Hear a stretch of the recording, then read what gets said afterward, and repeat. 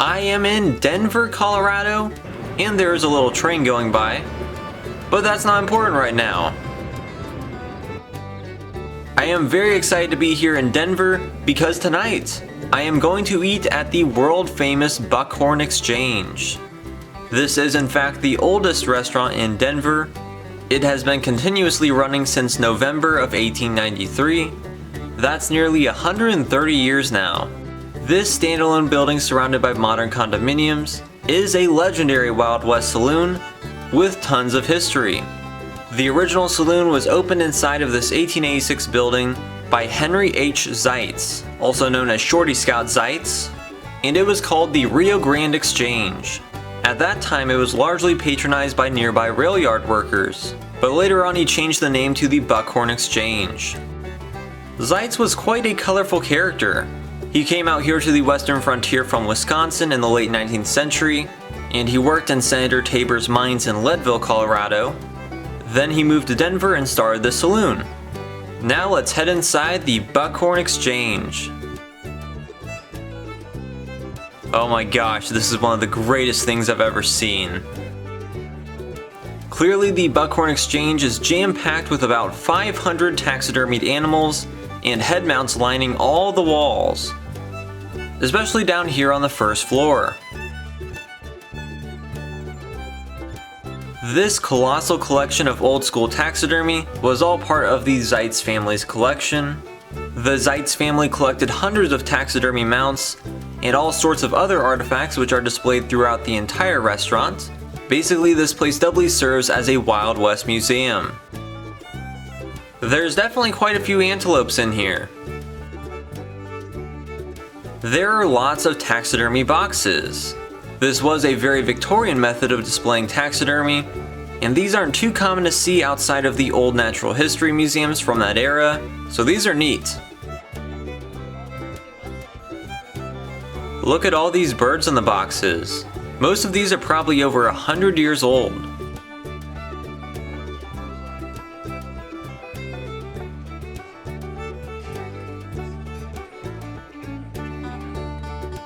Former President Jimmy Carter ate here at the Buckhorn Exchange in 1988. There's his autograph and the bill for his dinner here. Presidents Theodore Roosevelt, Dwight Eisenhower, John F. Kennedy, and Ronald Reagan have also dined here.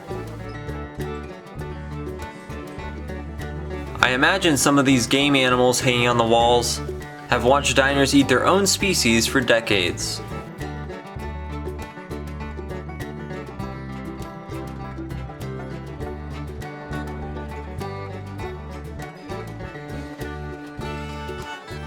That coyote has a mouthful of pheasant.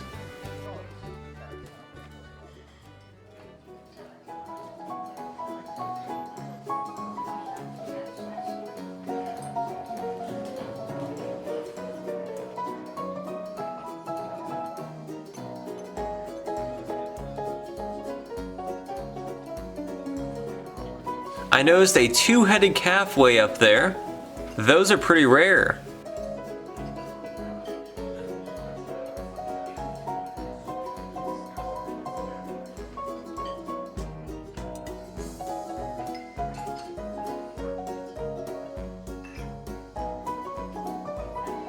There are some animals from Africa here, like this magnificent zebra. Of course, there are lots of guns on display.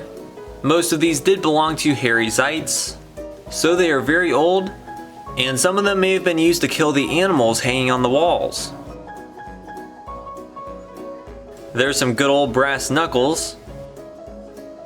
That seems to be an antelope's foot knife. Can't say I've ever seen one of those before. And there are some cigar pipes in this case with a hunter figurine. That may be Zeitz or Zeitz Jr. Look at all that waterfowl.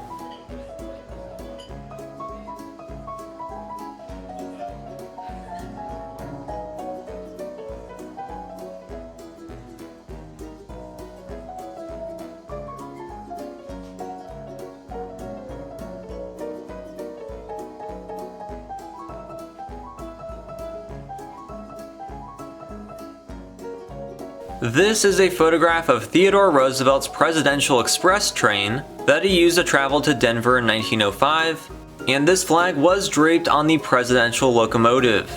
The train that this flag once adorned pulled up right to the Buckhorn Exchange across the street, and President Roosevelt strutted in and requested that Zeitz be his hunting guide over dinner and drinks here. And then they took off to the western slope area. As one story goes, Shorty Scout and the rest of the crew snuck out one morning during this trip. They killed a bear and wired it to a tree while the president was still asleep. They woke him up and showed him the bear and told him to shoot, so Teddy quote blasted away, but couldn't bring down the bear. I guess the president got pranked pretty good.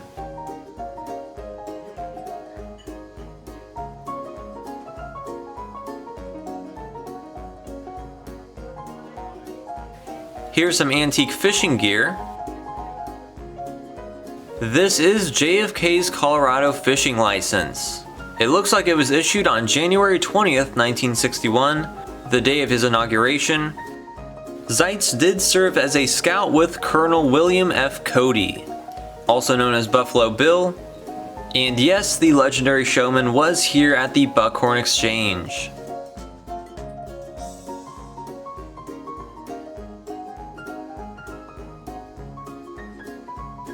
I believe this American flag was presented to Zeitz by Sitting Bull himself, and Sitting Bull was here at the Buckhorn Exchange. He also apparently gave Zeitz the nickname Shorty Scout.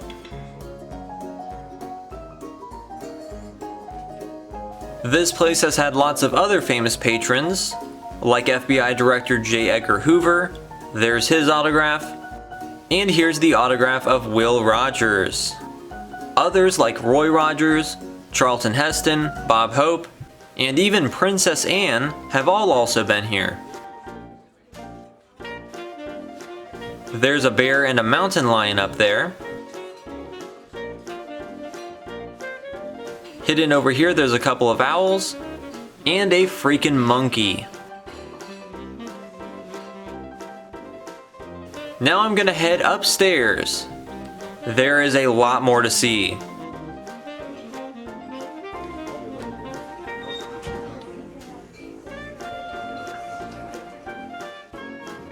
From up here, there's a great overview of the insanity that is the Buckhorn Exchange. There is so much taxidermy.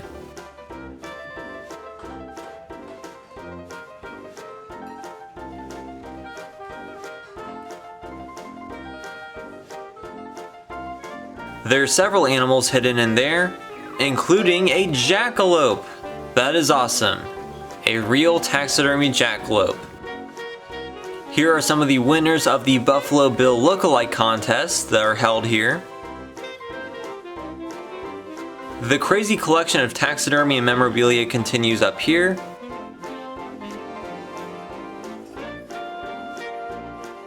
There are quite a few Native American artifacts in this first room. To the right of that bison head is another interesting relic. That was the traditional Sioux wedding dress of Sitting Bull's niece. In 1938, Sitting Bull's nephew Chief Red Cloud and a delegation of Sioux galloped down the street in full battle regalia to the Buckhorn Exchange, and they presented General George Custer's saber from the Battle of Little Bighorn to Shorty Scout Zeitz. I'm not entirely sure for the reasoning of that, but unfortunately Custer's sword from Little Bighorn is not on display here at the restaurant. I believe it is owned by the Zeitz family, and they don't operate the restaurant anymore, so it must be private, though I would really like to see that.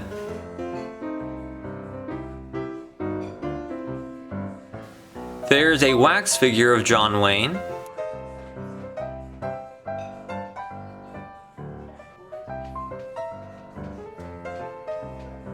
They've also got this really vintage telephone booth, which probably doesn't work.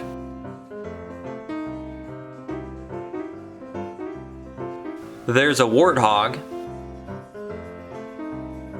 If you haven't guessed, this building is on the National Register of Historic Places. There's another two-headed calf mount.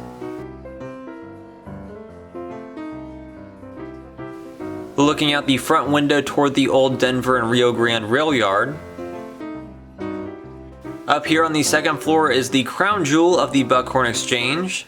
This hand-carved white oak wood bar was finished in 1857 and was used by the Zeitz family at their tavern in Essen, Germany.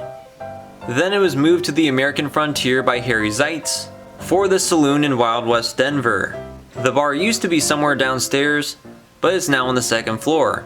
This is a very historic bar, as many important people have sat in these very chairs over the years, including Buffalo Bill, Sitting Bull, Theodore Roosevelt, John F. Kennedy, and Jimmy Carter.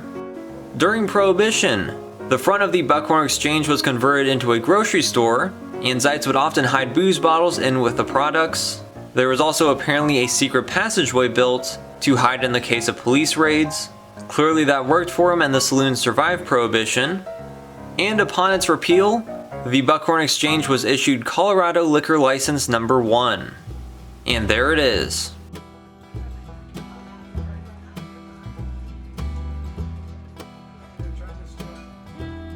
There is yet another jackalope in this room. The jackalope is among my favorite animals, so it's very cool to see two of them here. Of course, they are very real, and there are quite a few in Colorado. The jackalope keeps an eye on the historic bar. Here are some more rifles and shotguns. There's well over 100 on display throughout the restaurant. This room is definitely reminiscent of the Victorian era, just like the main room downstairs. There's lots of great antique taxidermy mounts and displays. These little frame taxidermy animals are quite rare. They have a really good collection of these unique pieces. That's a kiwi bird from New Zealand, and some big ostrich eggs. Those are Zeke's flies.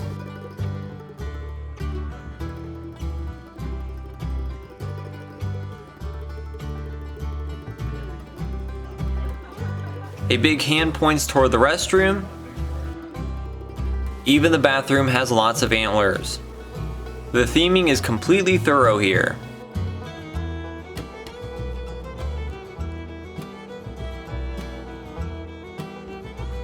Here we enter the farthest back room, which appears to have been added on. They did put me back here, but there was still plenty of stuffed animals to keep company. This is the menu, and is probably the best and most creative restaurant menu I've ever seen. It's in the Osage Gazette, which provides lots of information and stories about the Buckhorn Exchange. The backside tells about Sitting Bull's nickname for Zeitz, and Chief Red Cloud giving him Custer's sword. There's also a curious article titled "Jackalopes Horn In on Washington." It states that on April 1st, 1907, 3 rude and ill-tempered jackalopes disrupted a rare joint session of Congress. They were supposedly let loose in the House chamber during a debate about the National Parks proposal. As jackalopes were nearly extinct during that time, their disruption was intended to prove the need for wildlife management and national parks, even though a jackalope bit an aide's ear. Okay, this is the actual menu. You could probably guess based on what you've seen there aren't a lot of vegetarian options.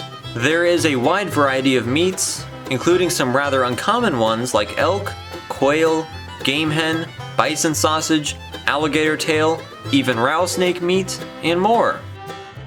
I did try some duck. I hadn't had it in years and it was great. And then I got a delicious steak. It was fantastic. This is a notorious Rocky Mountain oyster, which is in fact a deep-fried bull's testicle. It is disturbingly large, and the Buckhorn Exchange is famous for them. But yeah, I am definitely not eating that.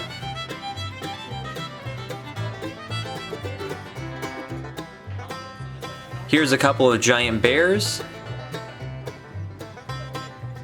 This is a nice display of antlers and taxidermy.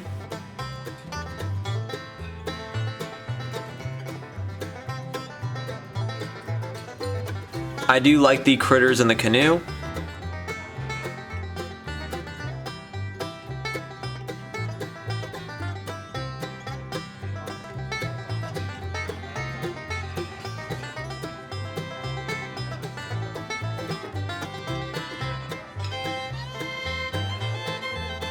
So, that was the Buckhorn Exchange, and it was incredible.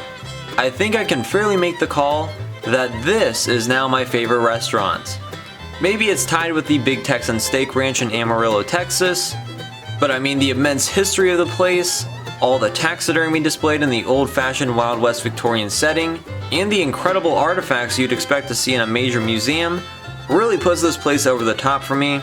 I will definitely be returning, and if you are visiting the Denver area, this place is 100% worth it, even though it is definitely pricey. Anyways, I hope you enjoyed the tour of this magnificent Old West saloon. It's truly one of the best and most authentic anywhere.